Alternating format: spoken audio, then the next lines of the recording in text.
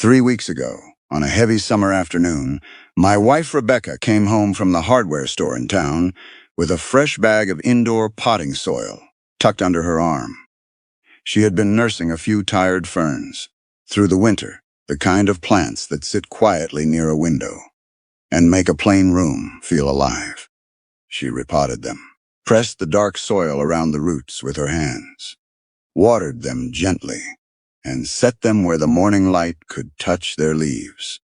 For a few days, everything looked peaceful. Then the trouble began. At first, it was only one little black fly lifting from the soil when she moved the pot. Then 3, then a dozen. By the end of that month, every time we sat down in the living room, a cloud of tiny black gnats lifted from those pots and drifted across the lamplight. They landed near our faces, crawled along the window glass, and made the whole house feel unclean. Folks call them fungus gnats. The modern world has a very expensive answer for something like that. A pest control truck will pull into your driveway. A man in a pressed uniform will step out with a metal sprayer. Walk into the room where your children read, where your dog sleeps, where your family breathes, and he will release a fog of synthetic poison into the air. Then he will hand you a bill for $150 and tell you to call him again next month. Or you can open the medicine cabinet, move the old bandages and forgotten cough drops aside, and pull out a plain brown bottle that costs less than a loaf of bread. My name is Daniel Yoder. I am an Amish farmer in Lancaster County, Pennsylvania. I live and work on the same kind of rolling ground. My father worked, and his father before him. Around here, we learn early that a person who does not understand the simple things will always end up paying someone else to solve simple problems. We live plainly. We do not chase every new bottle, every new subscription, every new promise sold under bright lights. But do not mistake plain living for ignorance. We know very well how the world outside our community works. We watch the English, and I use that word with respect because it is simply what we call those outside our church. We watch them spend hard-earned money fighting endless little wars inside their own homes. Tiny ants on the counter? Buy the aerosol spray. A pet stain on the rug? Buy the enzyme cleaner. Black mold in the shower? Buy the bleach. Bleeding gums? Buy the prescription rinse. Fungus on a toenail? Buy the little bottle with the serious label and the price of a supper for 2. One problem after another, one plastic bottle after another, one warning label after another. The men who sell these things have spent decades teaching homeowners to believe that a clean house must be a complicated house, that safety must smell like chemicals, and that the natural world can only be managed by expensive products with patents and shareholders behind them. I am telling you plainly, that is not the whole truth. There is a clear liquid. In many homes right now, often forgotten in the back of a bathroom cabinet since the last scraped knee, that can do the work of several costly products when it is used with knowledge and respect.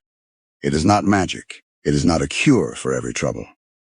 And anyone who tells you otherwise is trying to sell you a fantasy.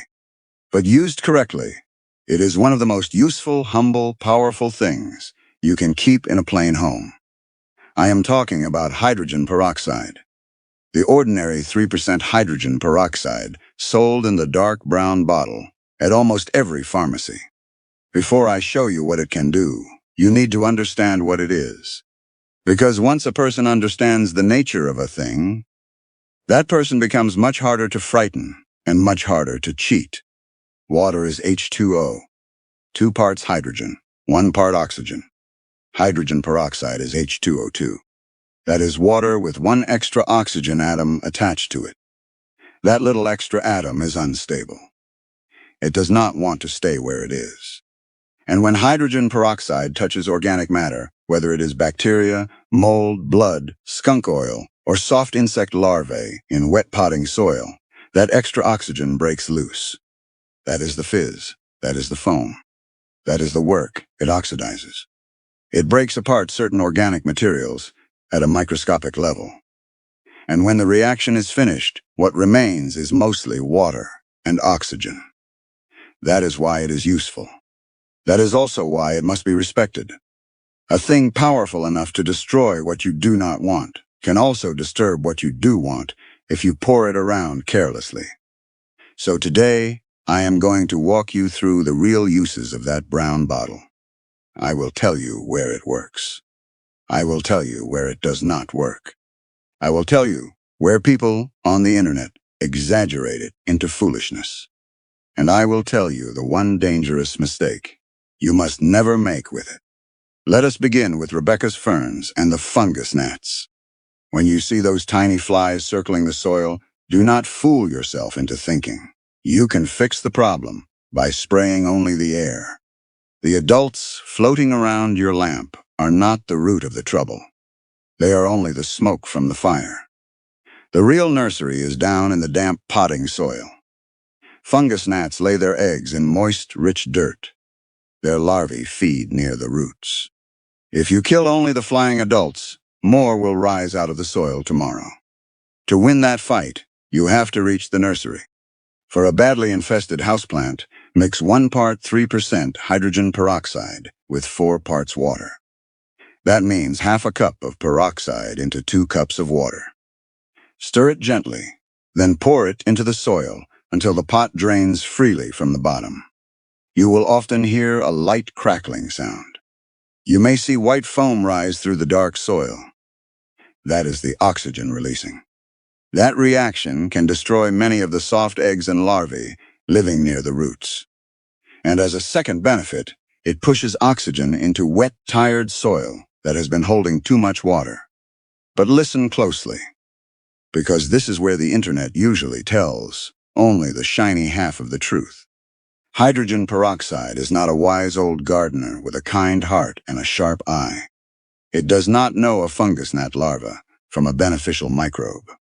It does not understand the difference between what helps your soil and what harms your plant. It is a non-selective oxidizer. That means it can disturb the good life in the soil, along with the bad. So you do not pour this mixture into every pot every week as if it were fertilizer. You do not use it just because you are nervous. You use it as an emergency treatment when a plant is overrun and the soil has become a breeding ground. After that, you let the pot dry more properly. Between waterings, you improve drainage, and you allow the living balance in the soil to rebuild. The right tool is a blessing. The wrong habit becomes a curse. Now let us walk from the living room, down into the damp corner of a basement, or into the shower where the grout has turned dark. Black mold frightens people, and it should be taken seriously. If you have a large mold problem, a persistent leak, soft walls, or breathing trouble in the house, you bring in a qualified professional. A plain remedy is not a substitute for fixing water damage. But many people are dealing with small patches on grout, windowsills, or unsealed wood. And for the small patches, the biggest lie sold to homeowners is the bleach lie.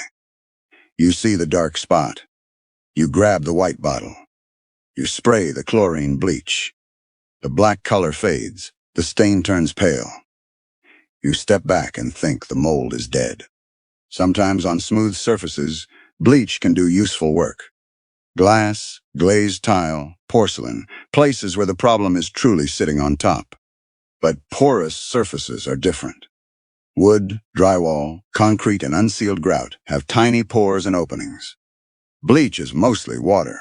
The water can soak down into those pores, while much of the active chemical works at the surface. The color may disappear while deeper growth remains in the material, still waiting, still fed by moisture. That is why people spray the same black patch again and again. Hydrogen peroxide behaves differently. The fizzing action helps it reach into small openings, and its oxygen reaction can attack mold growth more deeply than bleach on certain porous materials. For a small patch, use straight 3% hydrogen peroxide in a clean spray bottle. Do not dilute it. Soak the area well and let it sit for 10 to 15 minutes. Allow the fizzing to work. Then scrub with a stiff brush and wipe the area clean. Then do the most important part. Remove the moisture problem. Dry the area.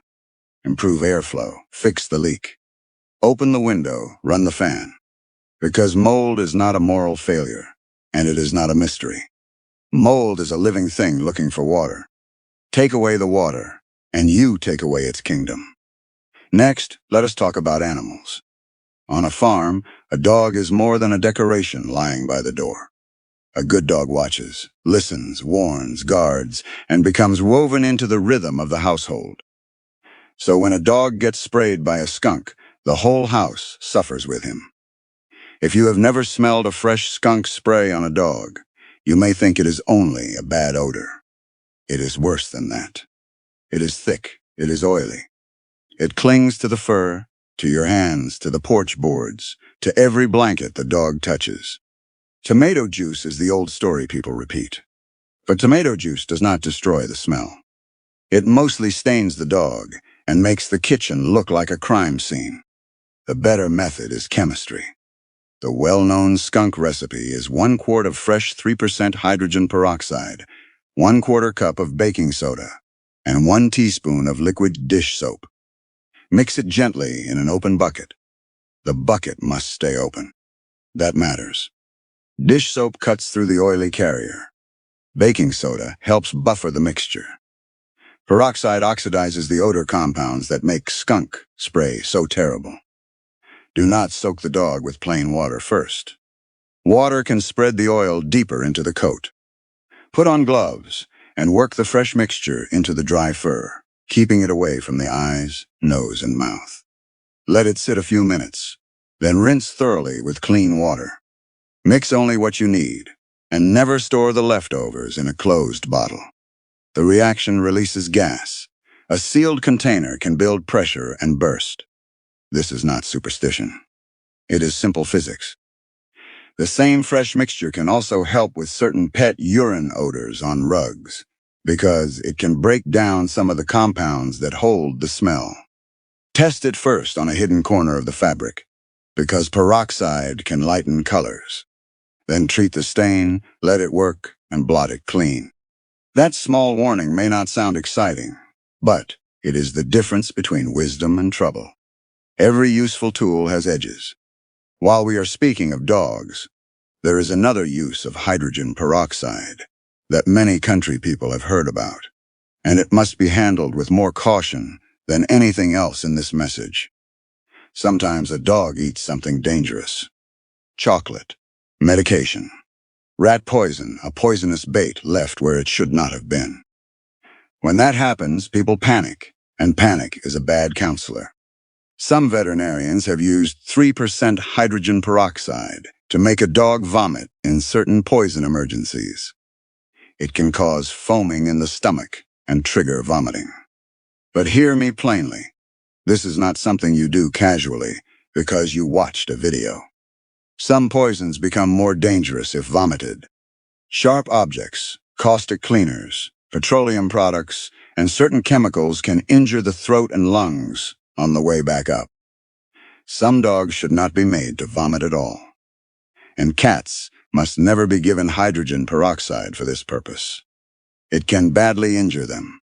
So the old rule needs a modern sentence added to it. Call a veterinarian or animal poison control immediately and follow their instruction. Keep 3% peroxide in the house. Yes, but do not let confidence turn into recklessness. Knowledge saves life, only when it walks beside judgment. Now let us step away from the barn and back into the laundry room. Blood stains have humbled many good shirts. A child falls on gravel. A man cuts his knuckle fixing a fence. Someone gets a nosebleed in the night. The shirt goes into hot water, and the stain comes out brown forever. That is because heat can set the proteins in blood into the fabric. Hydrogen peroxide works especially well on many fresh blood stains because blood contains catalase, an enzyme that reacts strongly with peroxide. Pour A little 3% peroxide directly onto the stain, and you will see it bubble white. Let it foam, then blot with a cold, damp cloth. Repeat if needed, then wash with cold water. Do not start with hot water. Do not rub like you are scrubbing a wagon wheel. Blot, lift, and let the oxygen work. Again, test delicate or colored fabric first. Peroxide can lighten some dyes. But on white cotton, towels, work shirts, and many sturdy fabrics, it can look almost miraculous. And that brings us to the mouth.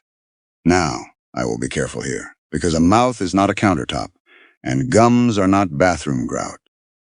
Many older folks develop gum pockets, small spaces where the gum pulls away from the tooth and bacteria hide. Those bacteria often thrive in low oxygen places. That is one reason a diluted peroxide rinse can sometimes make a dirty, bleeding mouth feel cleaner. The oxygen foams down into small spaces and loosens debris. A common home rinse is half 3% peroxide and half water. Swish gently for about 30 seconds, then spit it all out. Do not swallow it. Some people use it a few times a week for a short stretch when gums are irritated. But you do not use it every day for years. Hydrogen peroxide can irritate tissues, disturb the normal balance of the mouth, and overuse can contribute to sensitivity. If your gums bleed often, if you have pain, swelling, loose teeth, or bad breath that will not leave, you need a dentist. No brown bottle replaces a trained pair of eyes. This is the difference between old knowledge and internet foolishness. Old knowledge says, here is a tool, here is what it can do, here is where it ends. Internet foolishness says, here is a miracle, use it on everything, and never ask questions. I will not tell you that. Hydrogen peroxide will not cure cancer. Do not drink it. Do not swallow food-grade peroxide because some stranger online spoke in a calm voice and used big words. Concentrated peroxide can burn tissue, injure organs, release dangerous gas in the body, and cause deadly harm. 3% peroxide belongs on surfaces and in specific topical uses, not in your stomach. It will not end a serious roach infestation. It will not wipe out bedbugs hiding inside a mattress. Roaches and bedbugs are old, stubborn creatures with waxy protective bodies. A light mist of 3% peroxide is not going to penetrate them fast enough to win that war. If you have bedbugs, you need heat, careful laundering, mattress encasements, diatomaceous earth used correctly, and often an honest professional. Do not waste your strength spraying wishful thinking at a nightmare. It will not fix a rotten wall. It will not replace plumbing repair. It will not make a dirty house clean by itself. It is science, not sorcery. And now we come to the mistake that frightens me the most, because it is usually made by careful people trying to be safe. They look at white vinegar. They look at hydrogen peroxide. They know vinegar cuts grease and helps with mineral deposits. They know peroxide sanitizes and fights mold. Then a small voice says, why not mix them together in one bottle and make the strongest natural cleaner in the house? Do not do that. Never mix vinegar and hydrogen peroxide in the same container. Vinegar contains acetic acid. Hydrogen peroxide reacts with it and can form peracetic acid. That is not a gentle farmhouse cleaner. It is a harsh, corrosive substance that can irritate or injure your skin, eyes, throat, and lungs, especially in a small closed bathroom. You may use vinegar and peroxide on the same surface, but only as two separate steps. Spray vinegar first, wipe the grease and dirt away. Let the surface dry. Then use peroxide separately if you need to sanitize. Separate bottles, separate steps, never together. A person can love natural things and still be careless with them. Arsenic is natural. Fire is natural. Mold is natural. Skunk oil is natural. Nature is powerful, and power must be handled with humility. Think about what one brown bottle can do when used rightly. It can help rescue a houseplant whose soil has become a nursery for gnats. It can attack small mold patches hiding in grout. It can lift blood from cloth. It can break the hateful smell of skunk spray from a farm dog's coat. It can help neutralize certain pet odors. It can serve as an emergency item in a dog poison situation when a veterinarian tells you to use it. It can be part of short-term mouth care when used with restraint. All of that from one unbranded bottle sitting quietly in the bathroom cabinet. No subscription, no salesman, no shiny label promising a new life, no monthly bill. This is why simple knowledge matters. We Amish do not reject every modern thing because we are afraid of the future. We reject dependence when it makes a person helpless. We reject tools that turn a household into a customer forever.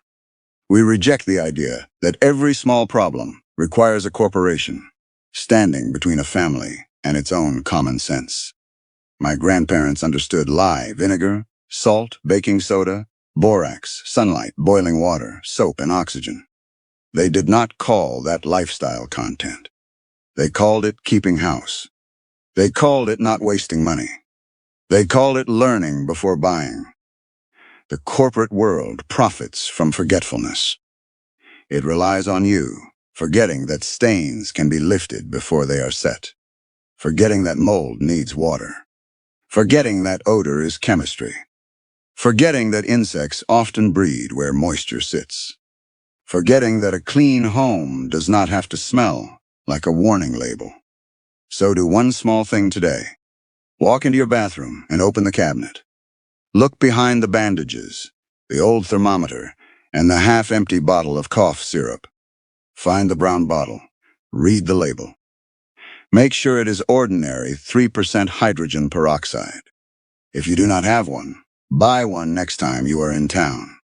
Then the next time the soil of a houseplant comes alive with tiny gnats, or a dark patch appears on the shower grout, or a blood stain threatens a good shirt, do not immediately reach for the most expensive product under the sink.